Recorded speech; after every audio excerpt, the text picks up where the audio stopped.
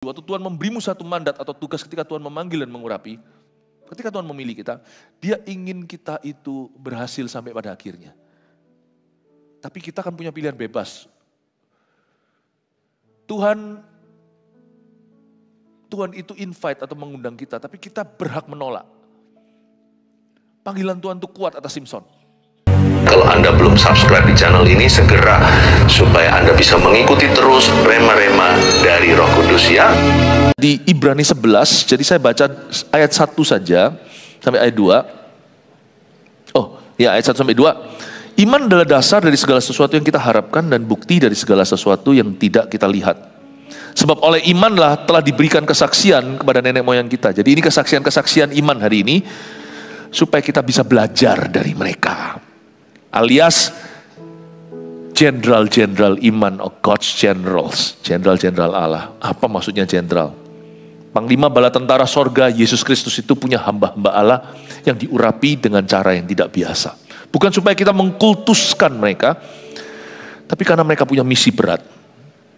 Kita harus belajar dari kehidupan mereka, kenapa sebagian berhasil, sebagian gagal. Hari ini 4 tokoh yang saya angkat, Anda dengarkan yang lainnya. Karena itu very rich in history dan very rich in wisdom. Sangat kaya di dalam hikmat. Saya riset, saya belajar, mereka punya biografi, saya notabene gak baca buku punya, selain baca Alkitab. Tapi saya terpaksa membaca itu karena ini semuanya kan ada di dalam Alkitab, ini cerita hidup orang. Jemaat enak, tinggal langsung saya beritahukan, sudah tinggal storytelling aja. Ya, dengarkan sisanya karena saya tidak bisa mendengarkan untuk Anda harus dengar sendiri. Itu setiap cerita itu pasti resonate, pasti akan merema dalam diri kita. Pasti kita bisa melihat kesamaan kita di 1-2 area dengan orang-orang ini. Dan tujuan akhirnya dari pengajaran ini adalah supaya pemakaian Allah semakin menjadi-jadi dalam kehidupan kita. Oleh iman telah diberikan kesaksian kepada nenek moyang kita. Pertama-tama kita pelajari dulu tentang Simson. Ibrani 11 ayat 32 saya baca. Dan apakah lagi yang harus aku sebut? Sebab aku akan kekurangan waktu apabila aku hendak menceritakan tentang Gideon, Barak, Simson, Yefta, Daud, dan Samuel dan para nabi. Nah, saya bahas salah satunya di sini, Simson. Kita akan melihat juga cerita Simson selengkapnya, tapi hanya di episode akhir sebelum beliau meninggal dunia. Hakim-Hakim 16 ayat 28 sampai 31, saya baca dulu. Berserulah Simson kepada Tuhan. Berhenti di sana. Sejelek-jelek Simson, hidupnya itu tidak jadi teladan.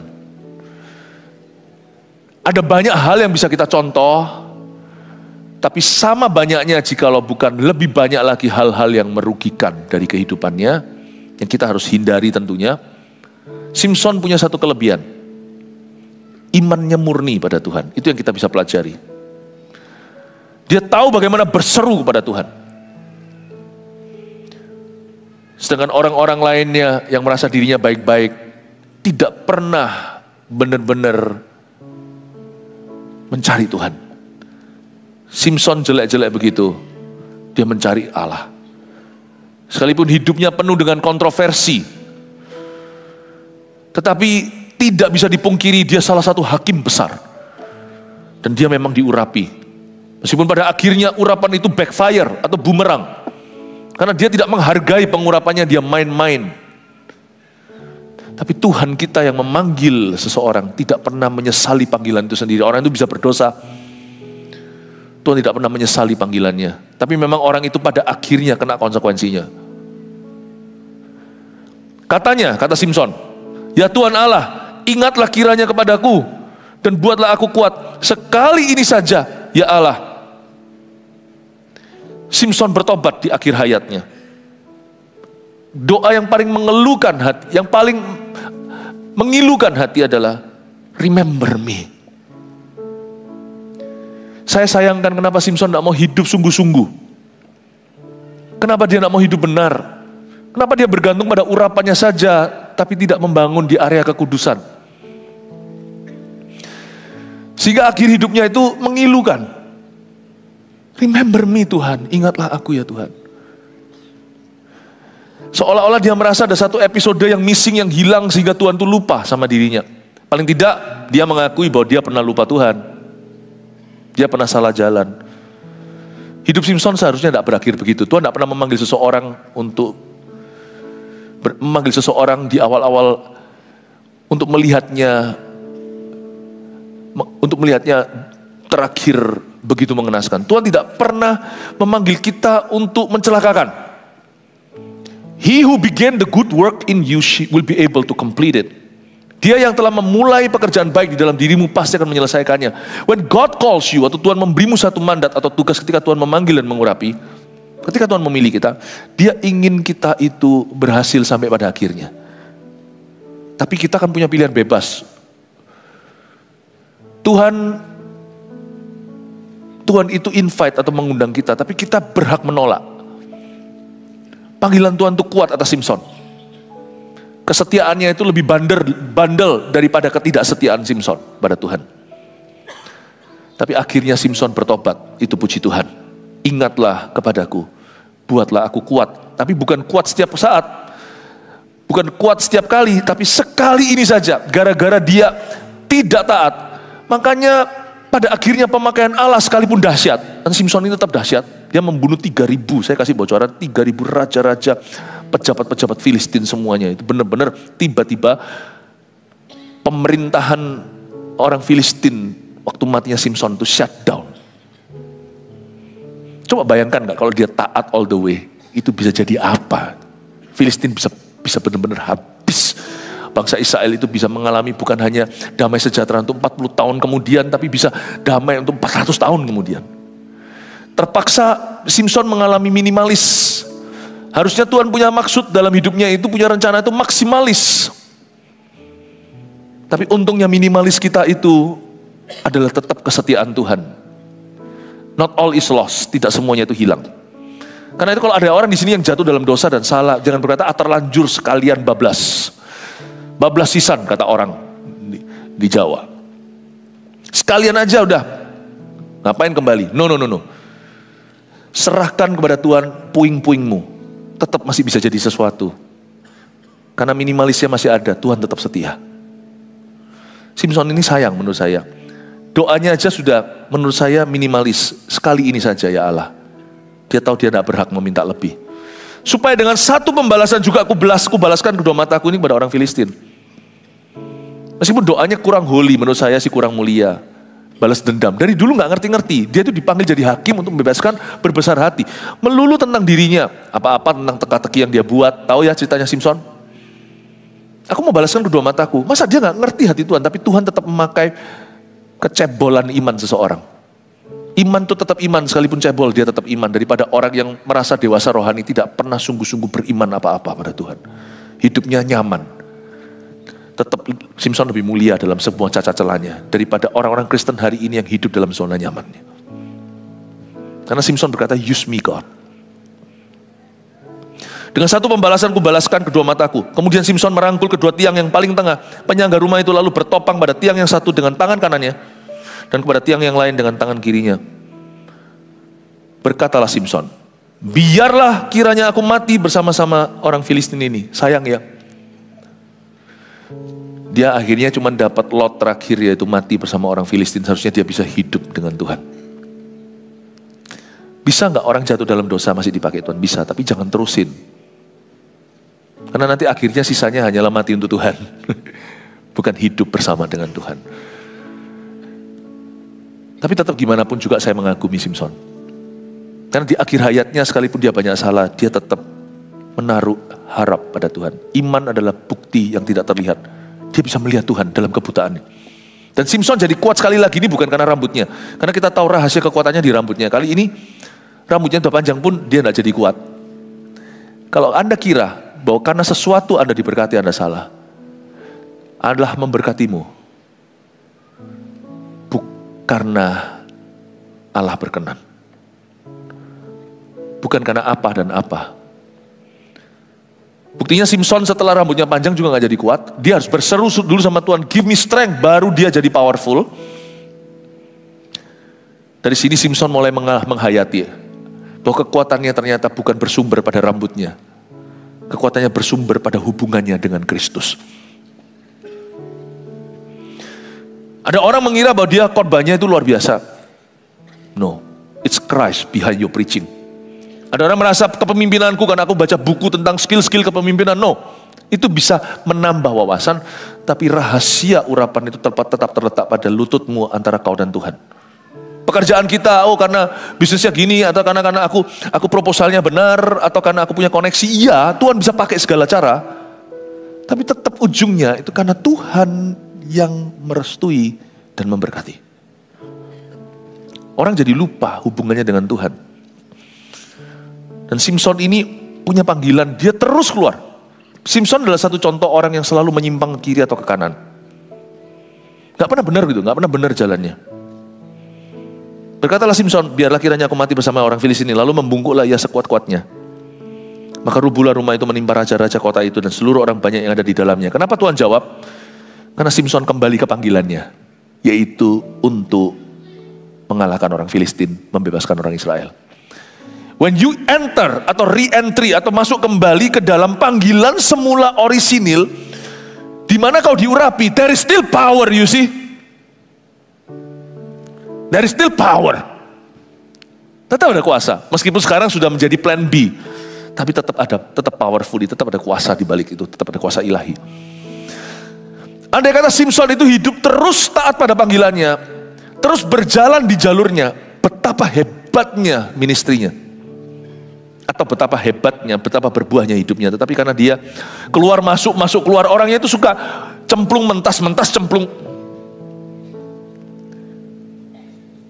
Tapi saya tetap mengagumi karena orang ini tetap berusaha untuk cemplung kembali. Yang mati dibunuhnya pada waktu matinya itu lebih banyak daripada yang dibunuhnya pada waktu hidupnya.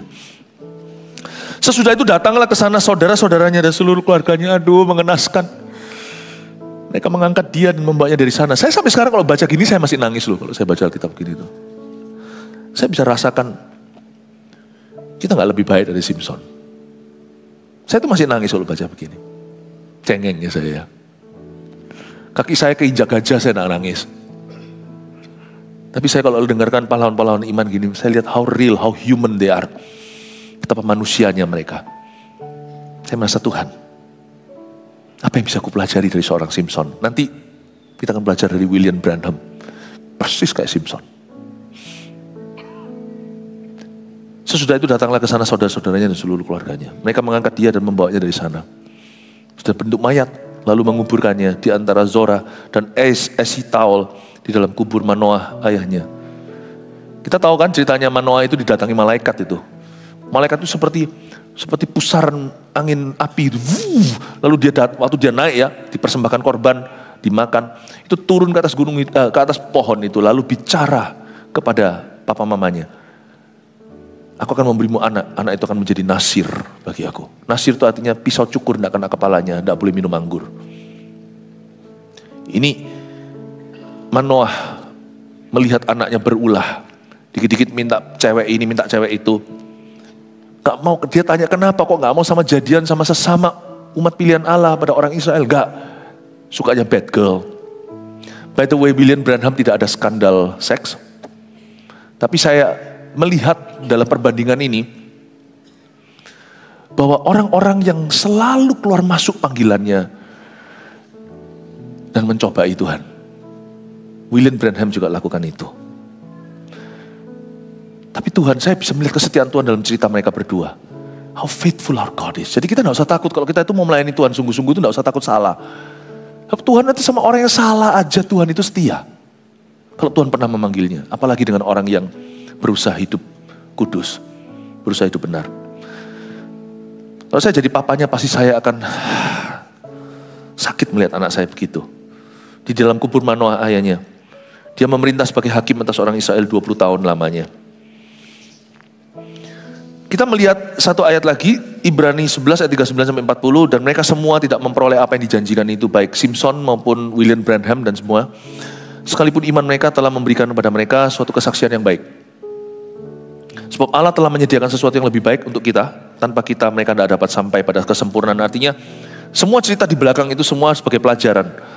Kita sekarang punya pilihan, karena itu sekarang kitalah yang running the race, kitalah yang sekarang di gelanggang perlombaan. Simson sudah mati. William Branham sudah meninggal. It's our turn. giliran kita. Mungkin kita tidak seajaib mereka, tapi miracles, mujizat Tuhan masih nyata. Yang percaya katakan amin. Lahir di tahun 1909, seorang bayi dilahirkan di sebuah keluarga yang jauh di bawah taraf kemiskinan. Tanah tempat mereka berpijak di dalam rumah mereka itu bukan aspal, bukan tekel, apalagi marmer, tapi itu adalah tanah. Dan waktu dia lahir di tahun 1909 itu lahir sebagai bayi yang lahir normal, tapi kayak prematur karena hanya 2,2 kilo berat badannya. Bukan hanya poor, tapi mereka tidak berpendidikan. Ini satu keluarga tidak mengecap bangku sekolah. Dan juga tidak ada orang Kristen di sekeliling mereka, jadi mereka itu nggak pernah melihat. Jadi William Branham dari kecil tidak pernah melihat, menyaksikan atau mendengar orang berdoa. Bayangin, doa makan pun nggak pernah. Jadi dia nggak tahu benar-benar.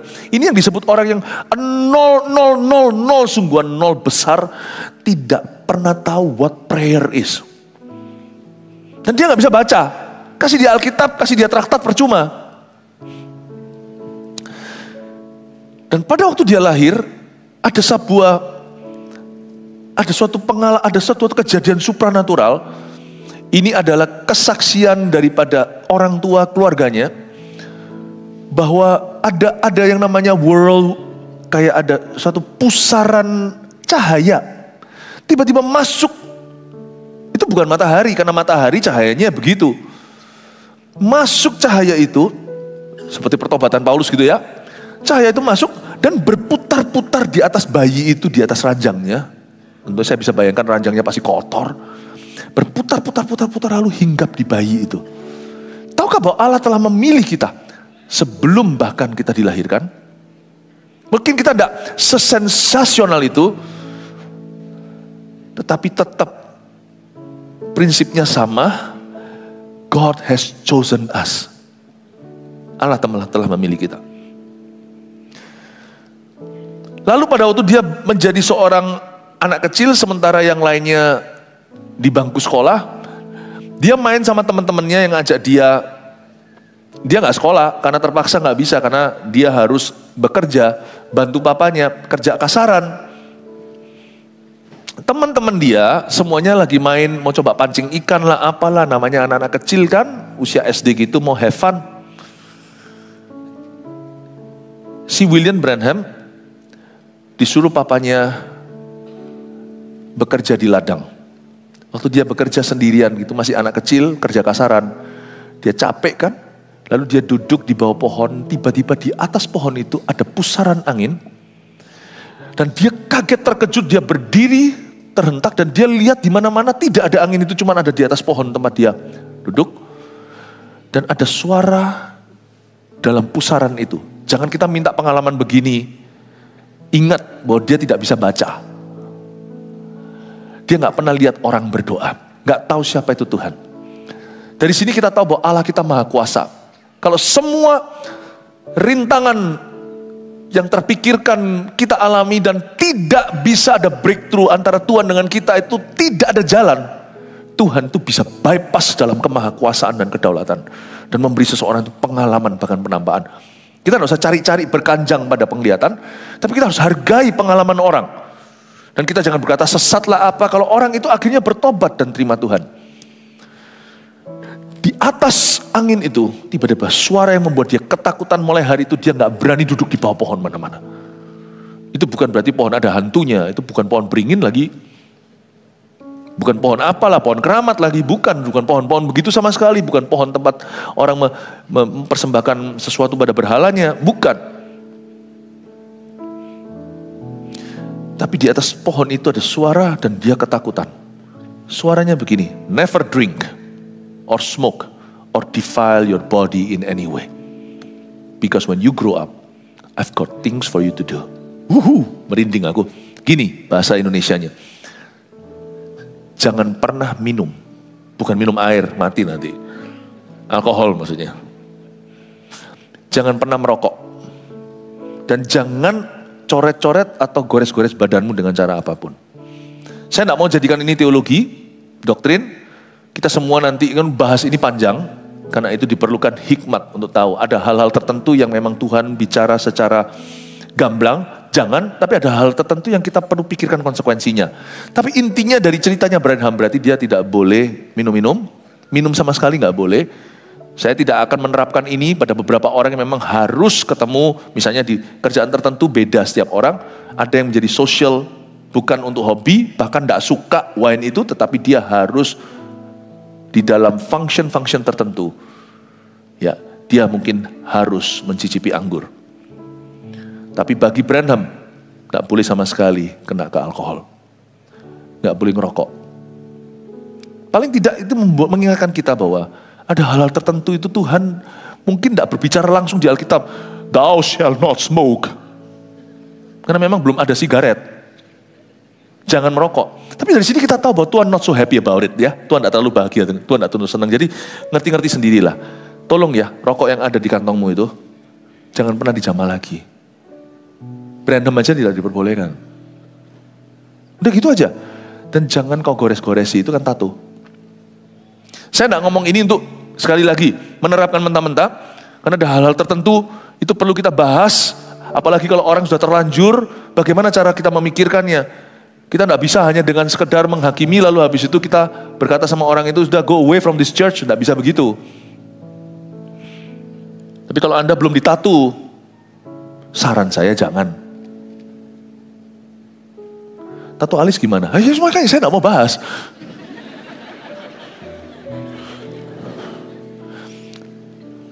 Saya nggak mau bahas gitu-gitu dulu, karena itu lain cerita ya. Ini kan saya bahas hidup orang gitu. Tapi dari sini kan saya bisa petik sesuatu yang berharga bahwa ada hal tertentu sekalipun Alkitab tidak langsung berkata langsung 10 perintah Allah salah satu.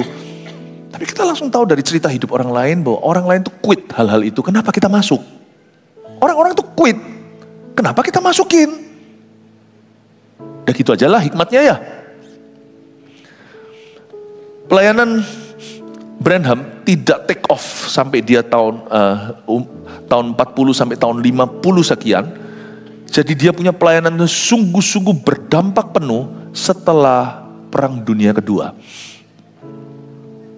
Dan dia selalu menghindari pohon itu atau sesuatu, pokoknya dia punya trauma dengan angin. Dan di usia tertentu dia kena usus buntu, appendix, hampir mati. Karena zaman itu mungkin pengobatan segala, jangan lupa mereka bukan keluarga berada. Ketika dia hampir mati, dia disembuhkan sama Tuhan. Itu salah satu pengalaman. Dan waktu disembuhkan Tuhan itu, Tuhan ngomong sama dia, seperti ada sesuatu ngomong. Dia ini selalu mendengar, maka dia ini profet beneran. Sebenarnya dia ini nabi sungguhan.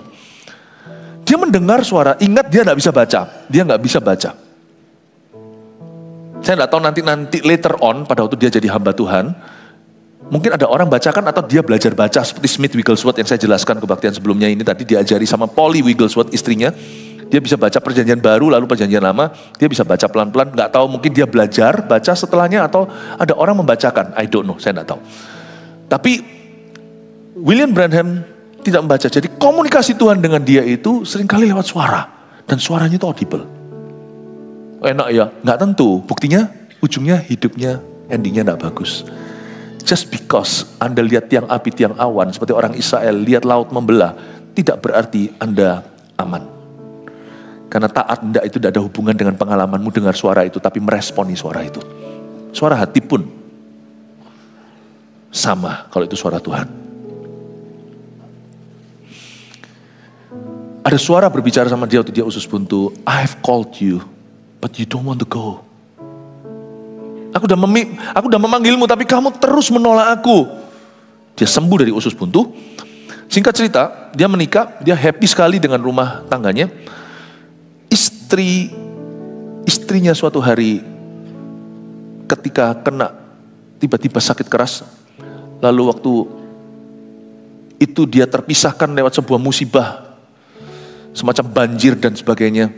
Waktu dia akhirnya ketemu, karena zaman itu belum zamannya HP, dan kalau putus hubungan kita nggak tahu di mana. Apalagi kalau ada musibah gitu, ada bencana alam. Dia terpisahkan, akhirnya bisa ketemu lewat cari dengan setengah mati, akhirnya ketemu istrinya di mana, istrinya dalam keadaan sudah sekarat, anaknya kena pneumonia. Kedinginan kan, dan dia tinggalnya di Amerika sebelah yang dingin-dingin situ. Lalu pada waktu banjir terjadi, pas lagi seperti itu dinginnya akut tuh, yang namanya paru-paru. Lalu istrinya, waktu dia datang dalam kondisi istrinya sudah dibungkus selimut. Dan nangis dan berkata, Lord Tuhan, let me speak to her once more. Biar aku bicara sekali lagi sama istriku. Tiba-tiba istrinya bangun, padahal sudah mati. Terus dia berkata, Honey, sayang, aku sudah hampir pulang ke rumah. Kamu mengkhotbahkannya. Dia sudah mulai berkhotbah sih. Kamu mengkhotbahkannya. Hamba-hamba Tuhan mengajarkannya. Tapi kalian semua tidak tahu aslinya itu seindah itu. Aku hampir sampai ke surga, kau panggil aku kembali dengan suaranya yang lemah. Let me go. Tariklah suaminya, dicium. Tanpa rasa sakit, dia langsung tidak bangun lagi. Hancur setengah mati hati seorang hamba Tuhan ini. Dan sejak saat itu, dia berkata sama Tuhan, kalau engkau memanggil aku, lengkapi aku. Tuhan kasih dia 2 karunia. Karunia pertama di tangan kirinya. Ini unik orang ini. Tangan kirinya itu seperti ada vibrasinya, seperti ada getarannya. Kalau dia bisa mendeteksi sakit penyakit. Jadi kalau dia doain satu orang, tiba-tiba itu bergetar. Dia tahu bahwa ada penyakit di tubuh orang itu. Karunia satunya lagi di tangan kanannya, karena dia selalu ragu, karena dia ada orang yang minder sekali. Kalau nanti orang tidak mau dengarkan aku suruh khotbah itu gimana Tuhan, aku sudah berusaha khotbah. Tapi kalau engkau suruh aku benar-benar berkhotbah itu satu-satunya pekerjaanku, dan aku harus benar-benar memberitakan Injil ke seluruh dunia, nggak akan ada orang percaya sama aku. Aku baca buku aja nggak bisa. Aku kasih kamu satu tanda lagi, kamu bukan baca buku, kamu akan baca isi hati orang. Tangan kananmu itu akan merasakan, bisa mengekspos rahasia-rahasia orang. Itu namanya words of knowledge. Kata-kata berkata dengan pengetahuan.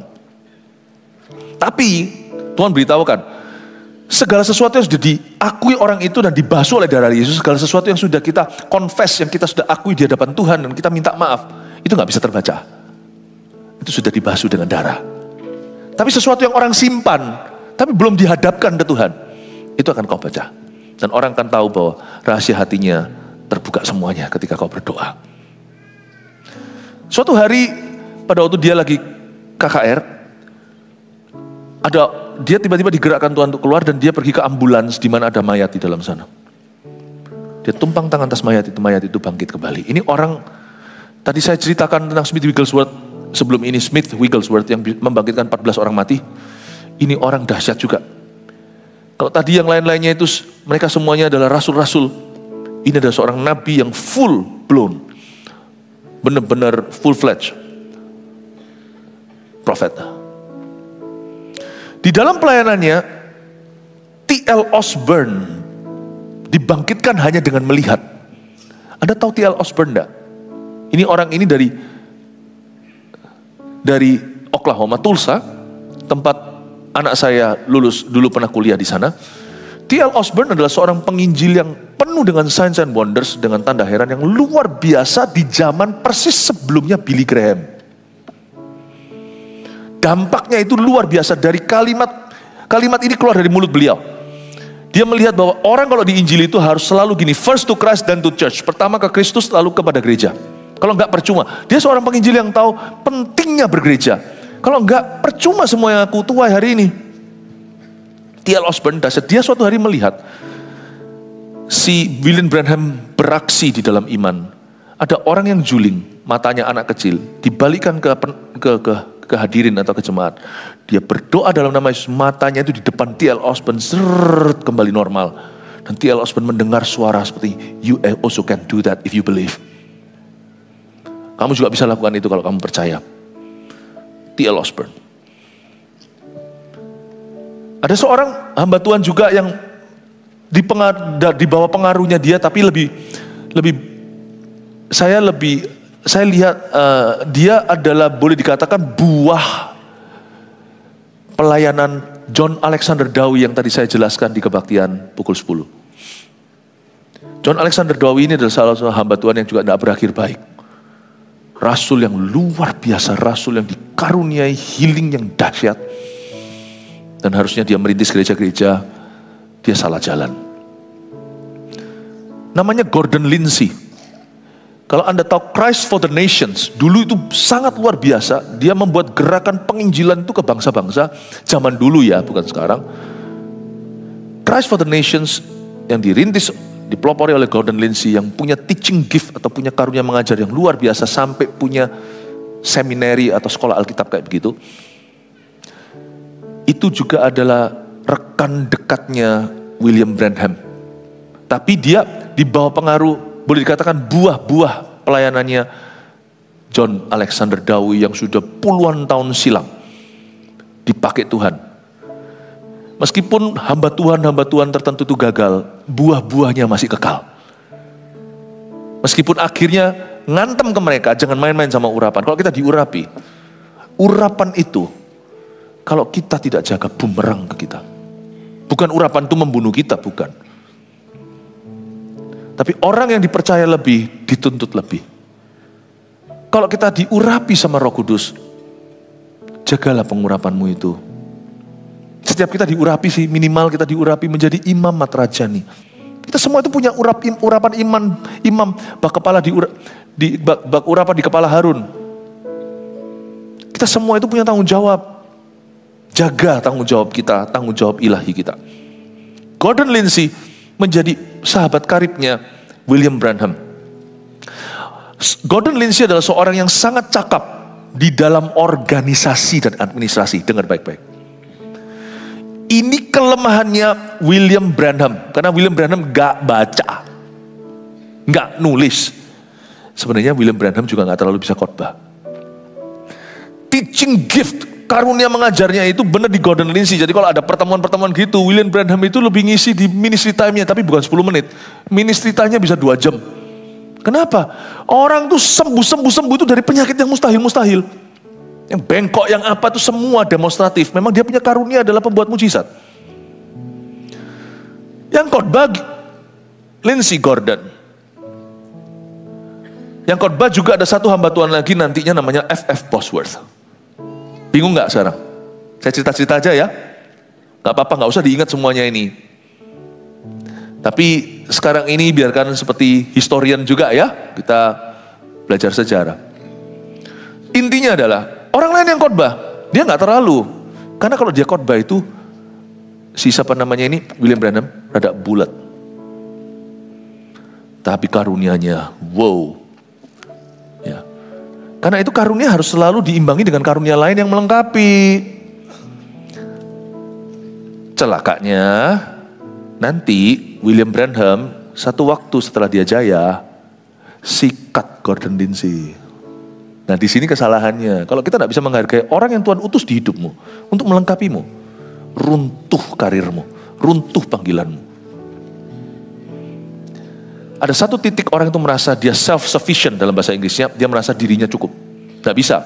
Selalu mentalitas kita tuh teamwork. Mulai dengan suami istri dulu. Jangan merasa kalau, oh aku diberkati karena aku hebat. No, karena Anda menikah dengan istrimu.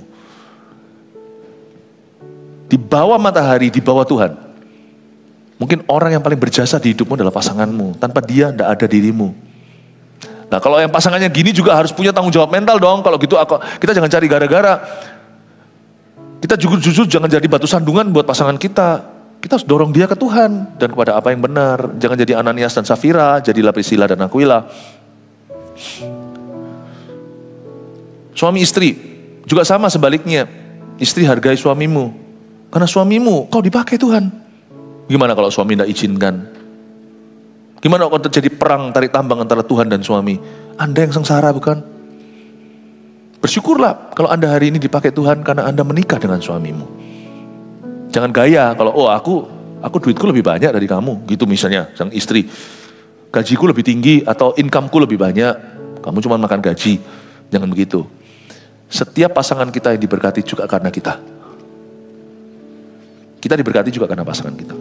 Tapi bukan hanya pasangan, tapi ada orang-orang tertentu yang Tuhan taruh di dalam hidupmu itu tolong dihargai, yang melengkapi panggilanmu, sebab kita tidak ada satupun di antara kita yang karunianya lengkap. Saya juga enggak.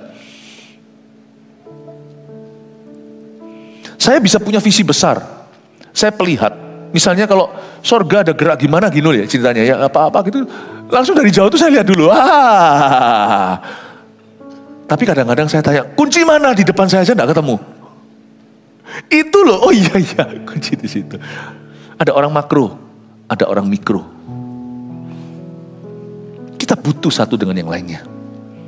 Kesalahan William Branham menurut saya salah satunya adalah selain dia tidak tinggal dalam panggilannya, dia keluar melulu. Dia nggak hargai orang-orang yang Tuhan taruh di dalam panggilannya dengan panggilan mereka. Orang hebat adalah orang yang bisa bekerja sama dengan orang hebat lainnya di bidang lain.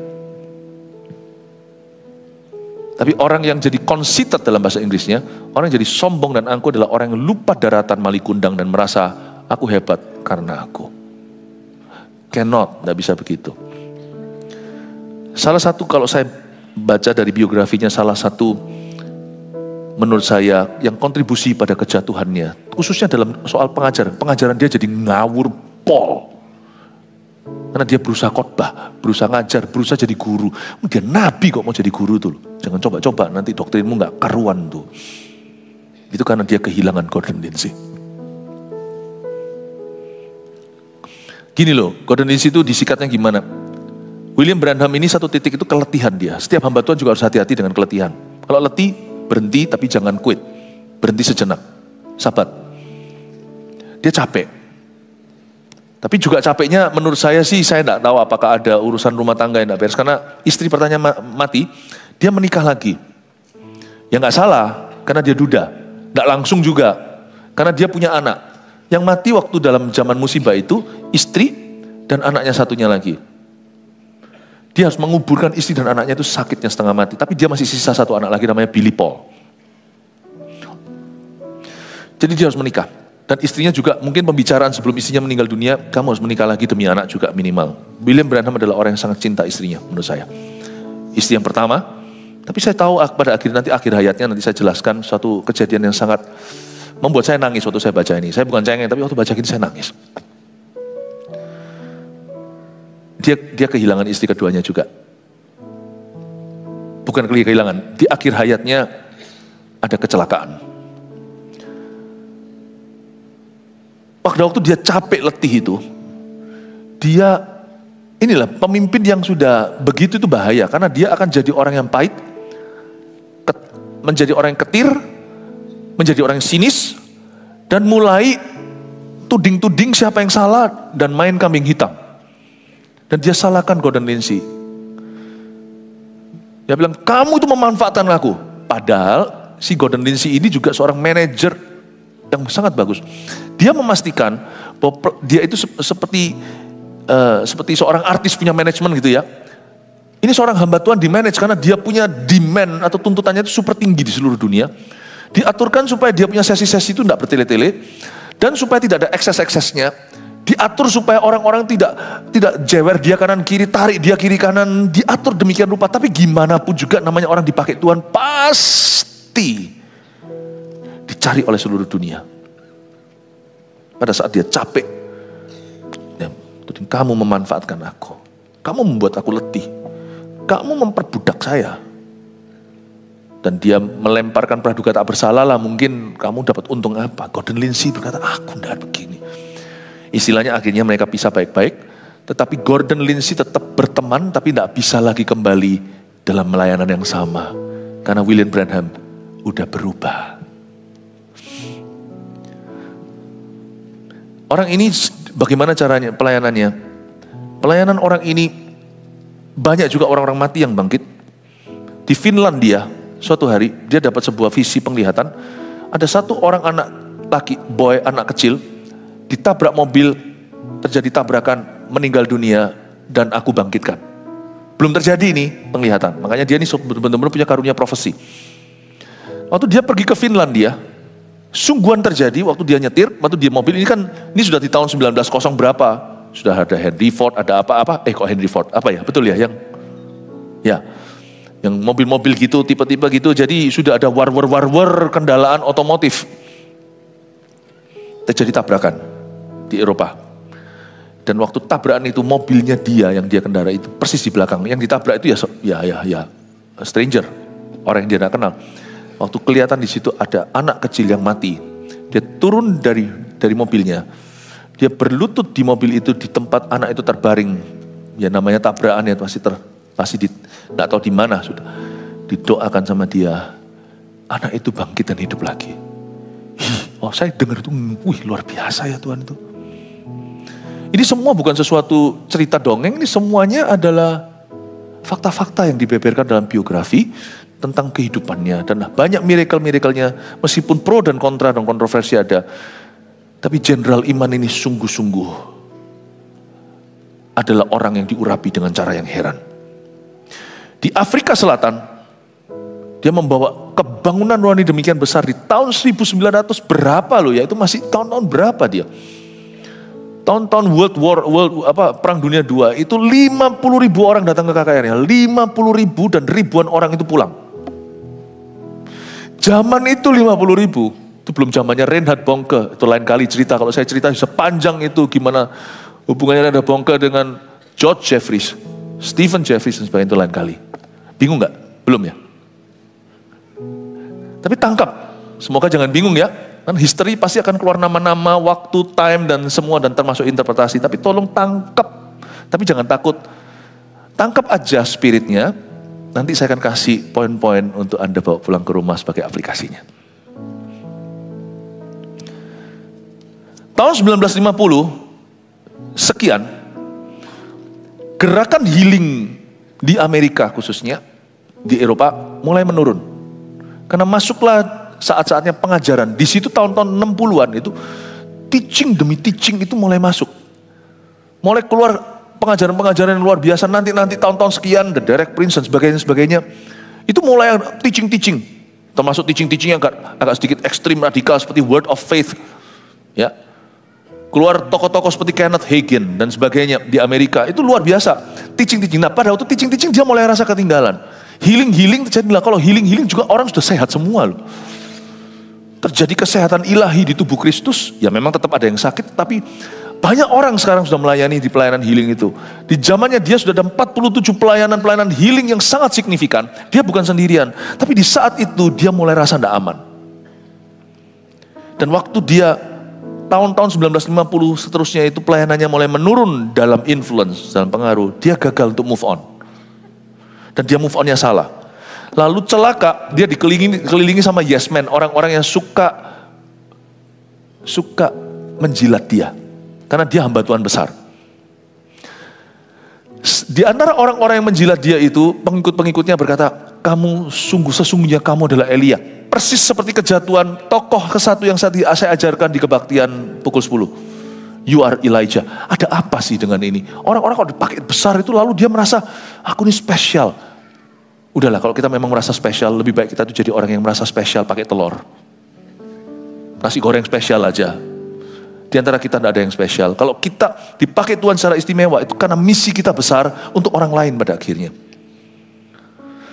Ada apa sih dengan GR yang tidak perlu ini? Ada apa dengan kultus individu? Visi kita itu harus selalu untuk yang muda. Next muda-mudinya, next Eagle Kids-nya, next AOG-nya kalau bahasa kita di GMS tercinta. Fokus kita itu adalah gereja berikutnya. Kota berikutnya yang kita jangkau, never kita. Makanya saya terapkan di gereja kita ini, kita terapkan untuk memandang itu keluar. Karena kalau kita ke dalam, kita jadi orang yang lupa diri, lupa daratan, jangan-jangan nanti seperti mereka. Antara minder, atau jadi terlalu sombong, merasa dirinya someone, atau somebody, atau Elia bahkan. Karena dia mulai cari-cari gimana caranya untuk dia tetap. Dulu dia karena belas kasihan, sekarang dia hanya mau mempertahankan statusnya.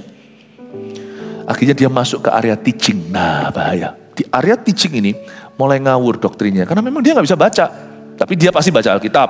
Entah dia sekarang bisa membaca sendiri atau dibacakan, saya gak tahu. Tapi gak cukup lah ya. Tetap gimana pun juga saya sarankan di hari-hari ini di zaman modern, kalau bisa sekolah. Kalau memang mau jadi hamba Tuhan. Saya rajin-rajin kok, kami ini rajin-rajin sekolahkan hamba Tuhan sebisa mungkin. Sekarang kita juga ada STT segalanya supaya punya doktrin, punya dasar, supaya gak ngawur gitu, supaya punya frame-nya. Sehingga mau gambar apapun di kanvas itu ada batas. Dia tidak pernah mendapatkan training juga. Bukan berarti kalau orang masuk seminari itu pasti jadi bagus, nggak tentu juga. Kalau kita masuk ke seminari, masuk sekolah teologi tapi kita ngawur, rohnya Farisi, ya nanti bukan seminari, jadi cemetery. Jadi kuburan iman. Tapi alangkah baiknya kita harus punya training. Makanya itu di gereja kita terapkan. Mau punya karunia kayak mau bisa bangkitin orang mati kayak MSJ 1. MSJ 1 dulu, ya, Pastor Lipi betul ya. My Spiritual Journey 1, 2. Peduli amat kalau sana bisa membuat orang lumpuh mendengar. Orang buta bisa berjalan. Ya, bisa dari dulu. Buta bisa melihat, lumpuh berjalan. Peduli amat. Tetap harus ikut. Tetap harus dibaptis. Kalau ada orang di sini baru percaya Tuhan, doain orang buta langsung melihat, tetap berilah dirimu dibaptis karena karuniamu tidak lebih besar dari perintah Tuhan.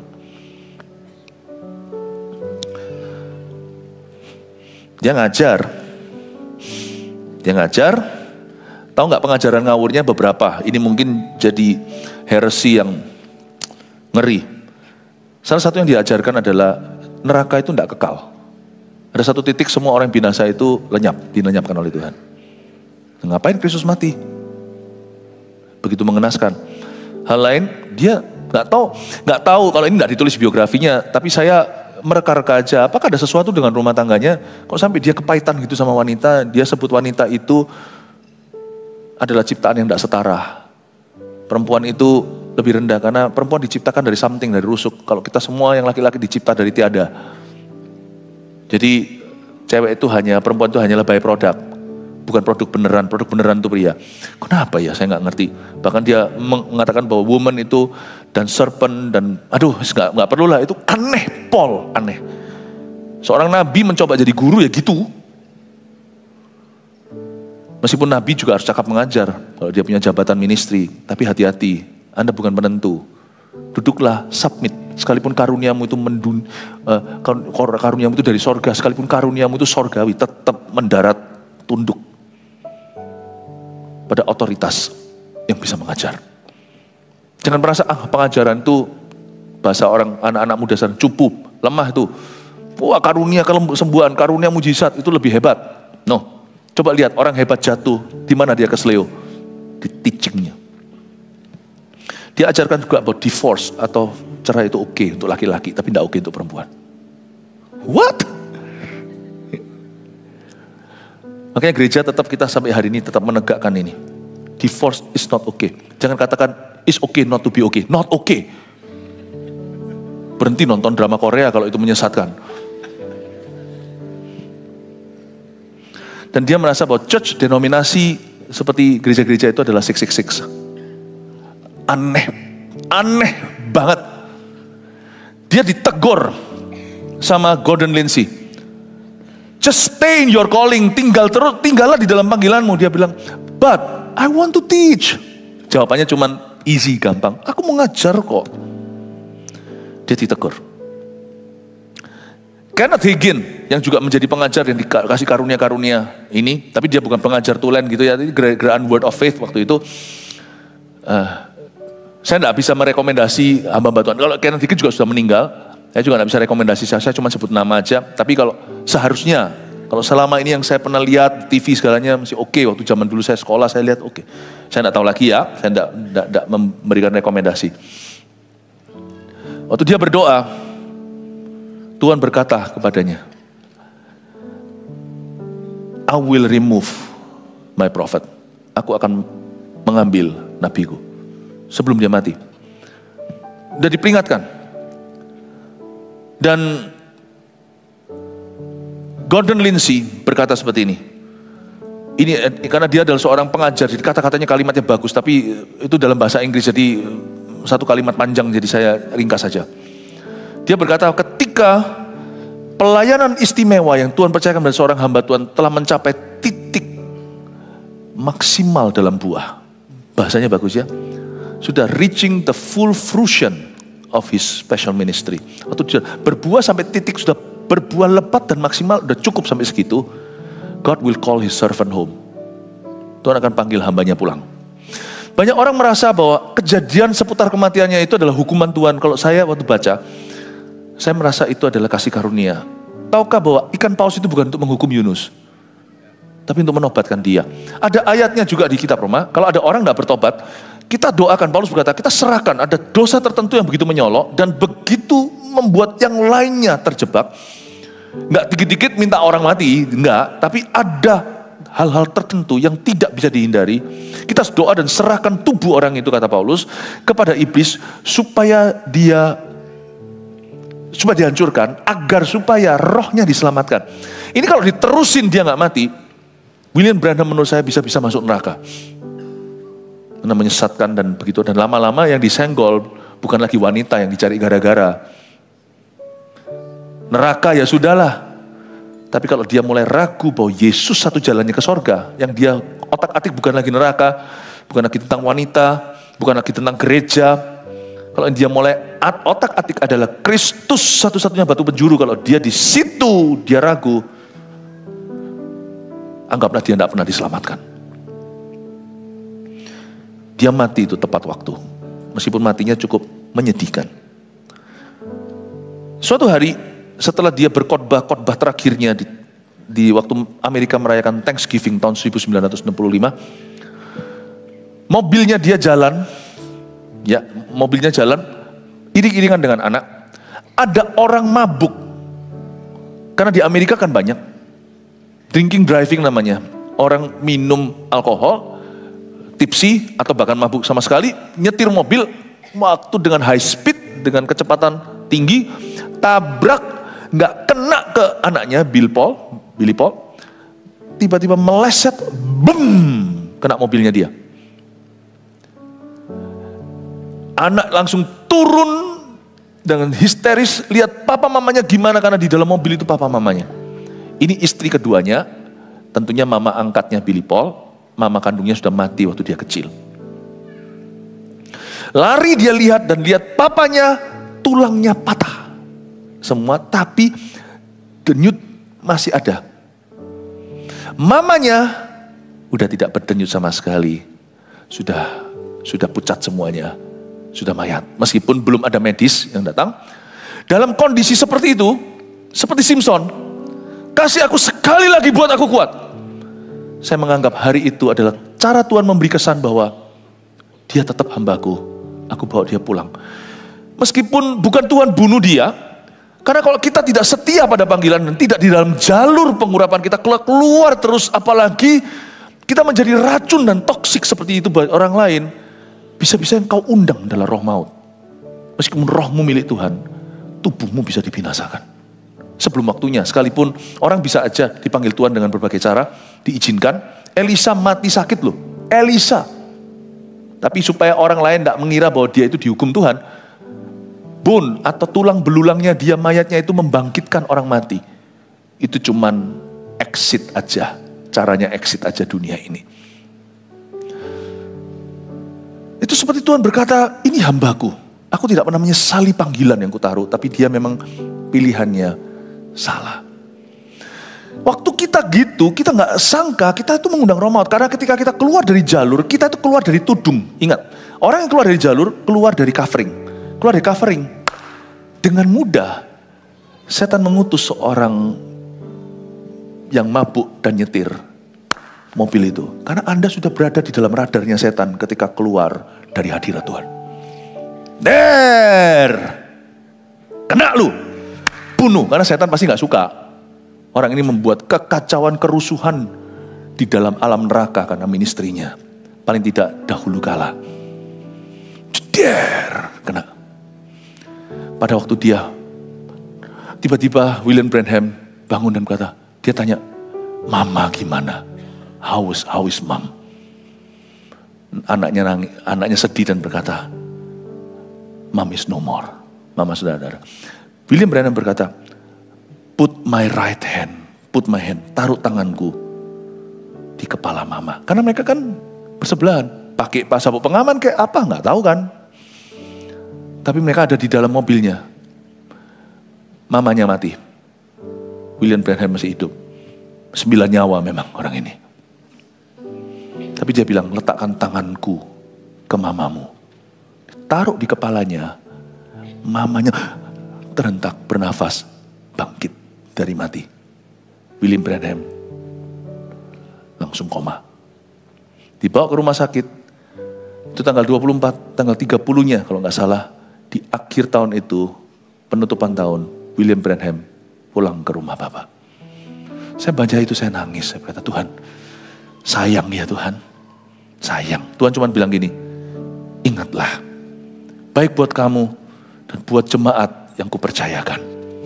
Ingatlah, stay di dalam panggilan supaya setan tidak bisa memilikimu. 5 poin sini, catat baik-baik. Ibrani 11 ayat 39 tadi yang kita baca, tanpa kita mereka tidak dapat sampai kepada kesempurnaan. Sudah dibaca belum tadi ya? Ibrani 11, sudah ya? Oke, saya langsung kasih 5 poin tersebut, apa yang kita bisa pelajari hari ini. 1, tetap tinggal dalam panggilan dan pengurapan kita. Jangan keluar. Jangan keluar. Saya pendeta, saya tidak mau keluar jalur. Tuhan tidak pernah panggil saya jadi politikus, jadi artis, jadi whatever. Kemarin waktu saya makan-makan bersama dengan beberapa rekan-rekan, ada juga yang memberi kuis. Teman-teman, kira-kira Pastor Philip ini kalau nggak jadi pendeta jadi apa? Saya ditanya, saya nggak bisa jawab. Saya nggak bisa melihat diriku selain jadi hamba Tuhan, nggak bisa. Karena apa yang saya punya ini bukan karena saya fasilida, bukan karena saya itu pemimpinannya gimana, enggak. Ini panggilan itu nggak ada hubungan dengan ciptaan. Nggak ada hubungan dengan saya, dengan kriteria saya, nggak ada hubungan. Saya nggak bisa melihatnya. Saya jawabnya cuma satu, kalau saya nggak jadi hamba Tuhan, saya jadi apa? Nggak jadi seperti hari ini. Saya jadi pendosa. Sama seperti yang lainnya, just a sinner. Kalau Allah memanggilmu sesuatu, tidak ada plan B. Bukan berarti, oh aku nggak bisa, aku kerja di sini. Bukan ya, ini bukan tipe pekerjaan, bukan aktivitasnya, bukan job deskripsi, itu bisa berubah-ubah. Bertambahlah, bisa bertambah kalau kita setia. Tapi bicara tentang who you are. Who God has called you to be. Allah memanggilmu untuk menjadi just orang itu. Sejak Adam dan Hawa, tidak ada orang seperti itu. Jadilah setia padanya, responi dia. Tinggal dalam panggilan dan pengurapan. Jangan keluar dari situ. Ini adalah seorang nabi yang berusaha jadi guru supaya dia tetap mempertahankan popularitas. Sekarang kebalik lagi di zaman modern sekarang, maksudnya and now ini 2020 sekian. Lebih keren jadi nabi kan. Ngajar itu biasa. Zaman dulu enggak, tahun 50-60 itu. Menjadi guru itu gimana? Pengikutnya banyak. Stadion penuh. Sekarang profesi jadi mahal lagi. Jadi wah, nubuatan. Manusia kan selalu cari yang langka. Dan dia mau jadi guru. Jangan deh. Guru jangan coba-coba jadi nabi. Bisa punya karunia bernubuat sekali-kali. Tapi itu bukan makanan hidangan utamamu. Ketika kita terus kemana-mana mau nubuatin orang, nanti jangan-jangan bukan nubuat. Tapi dibuat. Don't. Gereja kita juga harus pada relnya. Gereja kita tidak perlu punya misi, visi baru. Kita selesaikan gereja 1000. Lokal yang kuat. 1 juta murid. Let's stay on course. Di situ nanti jemaat dapat berkat. 2, hargai orang-orang yang melengkapi panggilan kita. Jangan kau singkirkan Gordon Lindsay-mu. It could be your wife, bisa istrimu, bisa suamimu, atau bisa anak, bisa siapapun. Jangan kau singkirkan. Saya belajar punya, bukan koleksi ya, kalau koleksi kan benda. Saya tetap akan mempertahankan preserve, atau preserve itu seperti garam itu yang membuat awet. Orang yang bersama dengan saya jaga. Mau yang sama saya 30 tahun, sampai hari ini masih ada bersama dengan kami. Saya belajar untuk mengerti dan menghargai orang-orang yang ada dalam histori. Orang-orang yang dipanggil Tuhan untuk melengkapi, sembari saya pun melengkapi hidup mereka. Bagi saya, friendship is covenant. Itu perjanjian. Apalagi pernikahan, itu perjanjian. Gereja itu bukan membership atau keanggotaan. Aku gak disapa pendetanya, pindah gereja. Loh, gesekan sedikit, quit. Oh, to me it's covenant. Dimana saya bertumbuh. Saya belajar untuk menghargai orang-orang yang memang dipanggil Tuhan untuk membentuk saya. Orang-orang yang melengkapi panggilan saya. Kalau saya tidak diusir, saya tidak akan pernah pergi. Kecuali ya memang kalau saya tiba-tiba Anda di rumah itu keluar, lalu habis itu dibanting pintu, ya saya nggak mungkin. Saya tahu diri. Tapi so long that it's up to me, saya akan mempertahankanmu. Mempertahankan siapapun. Hargai orang-orang yang melengkapi panggilan kita. Sebab tanpa orang-orang itu mungkin Anda akan merugi. Kecuali kalau orang-orang itu yang meninggalkanmu, dan itu salah mereka. 3, Kenali musim dan waktu Tuhan atas hidup kita. Hello, sekarang bukan waktunya yang utama profesi tapi teaching. Nah, nggak apa-apa, kenali waktunya, jangan kau paksakan. Jangan dipaksakan. Kenali waktu Tuhan. Ini juga sama sih, pembelahan CG misalnya. Udah musimnya, waktunya, udah 2 tahun plus. Udah gemuk lagi CG-nya, udah berapa gitu. Kita pertahankan terus, kenali musim dan waktu. Anak waktu kecil masih lucu. Tapi kalau dia terus bersama denganmu sampai umur 50, ya kan, masalahnya suami istri nggak mau. Tuhan tuh menciptakan namanya besanan, menantu, semuanya itu kan untuk membuat kita itu humble toh. Membuat kita tuh mengerti musim dan waktu. Ini waktunya anak-anak terbang. Mungkin rasa gimana? Kita harus hargai firman Tuhan.